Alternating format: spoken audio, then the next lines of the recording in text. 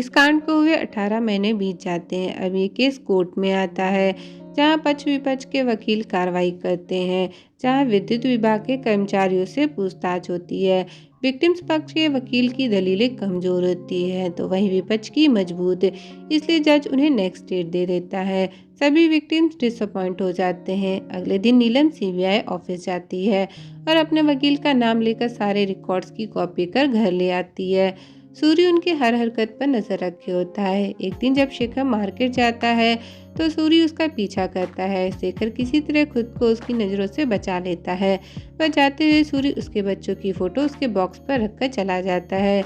नीलम सारे पेपर्स को पढ़कर कुछ नोट्स बनाती है और अपने वकील को कोर्ट में हाईलाइट करने को कहती है, पर विद्युत विभाग के कर्मचारी से पूछताछ में वकील मेंशन नहीं करता और न ही स्ट्रॉन्ग क्वेश्चन पूछता है। नीलम उसकी दलीलें सुन फ्रस्ट्रेट हो जाती है और वास्ता देती है कि जो मर गए हैं उनके लिए ये केस लड़ो ताकि उन्हें इंसाफ मिल सके। हियरिंग में विक्टिम पक्ष का वकील अपने पॉइंट्स को काफी मजबूती और बारीकी से रखता है। गवाह में उपहार के मैनेजर अरोरा को बुलाया जाता है और क्वेश्चन किया जाता है। यहाँ बैकग्राउंड में उस दिन का सीन दिखाया जाता है जब सिनेमा हॉल में आग लगी थी। वो उस दिन फायर ब्रिगेड को बुलाने की जगह पैसे इकट्ठा कर रहा था। यहाँ पर मैनेजर फंस जाता है और ये सच्चाई उसके चेहरे पर साफ दिखाई देती है। अगले सीन में शेखर सूरी के घर बिना बताए पहुंच जाता है, उसके बेटे के साथ गेम खेलता है। सूरी ये देख शॉक्ड हो जाता है तो शेखर कहता है कि मुझे पता है कि तुमने ग्रुप के लोगों के साथ क्या किया, ज़्यादा से ज़्यादा मार डालोगे ना, तुम खुशकिस्मत वाले हो कि तुम्हारा बेटा तुम्हारे पास है। और ये कहकर वहाँ से चला जाता है। नेक्स्ट हियरिंग में नीलम से प्रोसिक्यूशन का वकील क्वेश्चन करती है, जिसका नीलम मुंह तोड़ जवाब देती है। कोर्ट में मामला चलता रहता है और इस कांड को 9 साल बीत जाते हैं। कोर्ट में अंशल के वकील ये साबित करने में जुटे होते हैं कि आग लगने से पहले ही उन्होंने बोर्ड को रिजाइन दे दिया था और अंशल का सिनेमा हॉल से कोई संबंध नहीं था।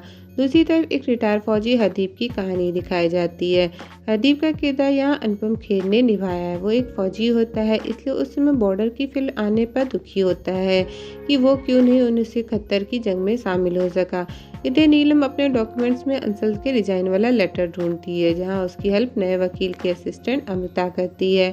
शेखर को अपना पुराना दोस्त मिल जाता है, जिसके साथ वो बात तो करता है पर कुछ बताता नहीं है। वीआई के डॉक्यूमेंट्स के पेपर में नीलम को अंशल के रिजाइन वाला लेटर मिल जाता है, जहाँ पता चलता है कि उसने आग लगने के 3 दिन बाद रिजाइन किया था, जबकि वकील का कहना होता है कि उसने आग लगने से पहले रिजाइन किया था। अमृता और नीलम अपने लॉयर के पास इस बात को रखते हैं कि अंशल ने सबूतों से छेड़खानी की, पर वकील उसकी बात को इम्पोर्टेंस नहीं देता।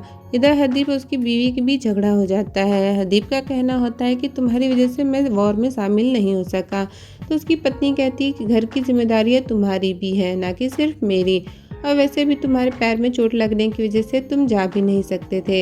एवुड की मीटिंग में एक व्यक्ति अपनी व्यथा बताता है कि घर पर एसी लगवानी थी, इसलिए उसने अपनी बीवी को उसकी सहेली के साथ भेज दिया ताकि घर पर आकर एसी की ठंडी हवा खा सके, पर क्या पता था कि वो नहीं आएगी।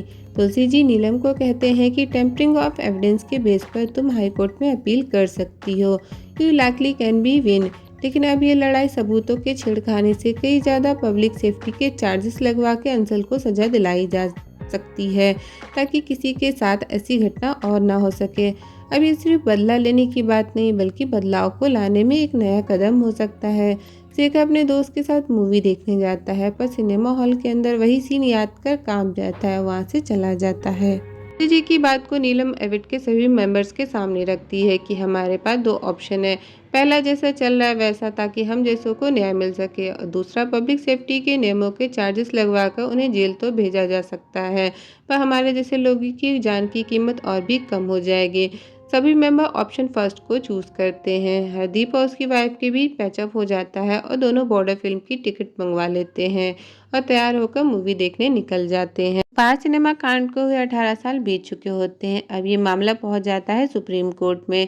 फैसला आने से पहले न्यूज़ चैनल में नीलम और शेखर का इंटरव्यू होता है, जहां नीलम कहती है कि अंशल्स को 2007 में सजा तो हुई, पर उन्हें से कोई फर्क नहीं पड़ा, वे फिर बाहर आ गए। जर्नलिस्ट कहता है 2011 में कोर्ट ने अवुड के फेवर में बड़ा फैसला सुनाया और अंशल्स को फाइनेंशियल समस्याओं का सामना करना पड़ा, जिस पर नीलम कहती है कि मुझे बड़े बच्चों के हत्यारों पर बिल्कुल तरस नहीं आता। वहीं शेखर का मानना होता है कि जो हुआ वो बस किसी और के साथ ना हो, इस कांड से जो मरे सिर्फ उनके अपनों का ही नुकसान नहीं बल्कि जिनका कसूर नहीं था उनकी जिंदगी पर भी इफेक्ट पड़ा।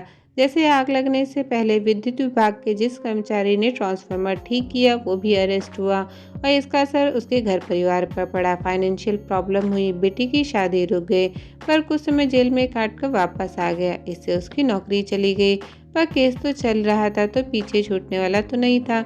उसको भी गवाही के लिए बुलाया जाता है तो डीवीपी का सीनियर उससे मिलता है और कोर्ट में उसे ज़्यादा ना बोलने की हिदायत देता है ताकि अंसल्स के अगेंस्ट कोई स्टेटमेंट ना जाए। नेक्स्ट हियरिंग में नीलम को पता चलता है कि आज सुशील अंसल कोर्ट में बोलने वाला है, इसलिए नीलम और शेखर फौरन रेडी होकर कोर्ट के लिए निकलते हैं।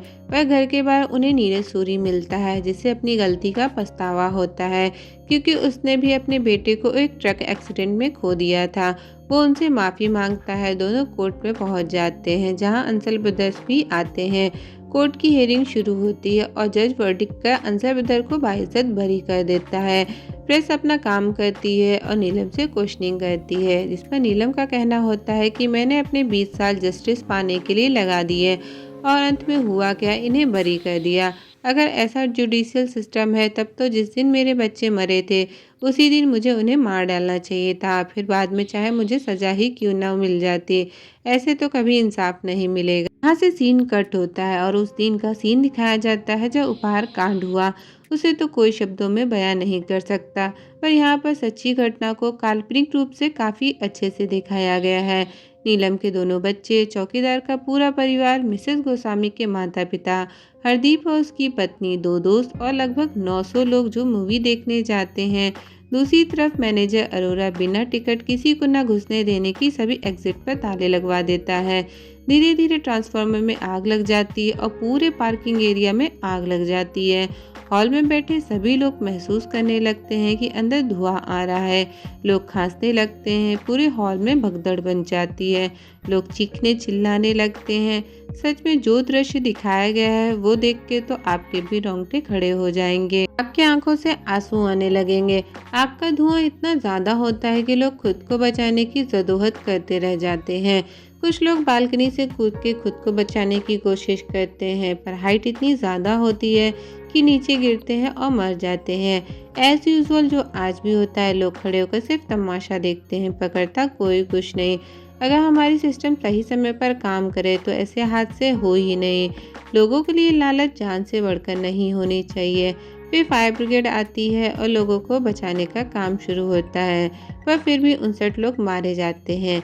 इस लड़ाई को लड़ते हुए नीलम और शेखर अपने मुकाम पर 70% तक पहुंच जाते हैं। अब हर स्कूल के फ्लोर पर फायर एक्सटिंग्विशर लगवाया जाता है, पर गुनहगारों को वो सजा नहीं मिली जो डिजर्व करते हैं। 25 साल बाद 8 नवंबर 2021 को अंसर ब्रदर्स पर चार्जेस लगाए गए सबूतों से छेड़खानी करने पर 6 महीने बाद वो फिर से जेल से छूट गए। इसी 2016 में पब्लिश एक नोवेल पर बेस्ड है जिसे नीलम और शेखर कृष्णमूर्ति ने लिखी। इसे देखने के बाद मैं आप सबसे रिक्वेस्ट करूंगी कि आप मिर्च मसाला वाली मूवी या वेब सीरीज ज़रूर देखते होंगे, पर इसे भी ज़रूर देखें ताकि हम अपनी बीइंग ह्यूमन रिस्पॉन्सिबिलिटीज़ और ड्यूटीज़ को याद रखें और बाकियों को भी याद दिला सकें।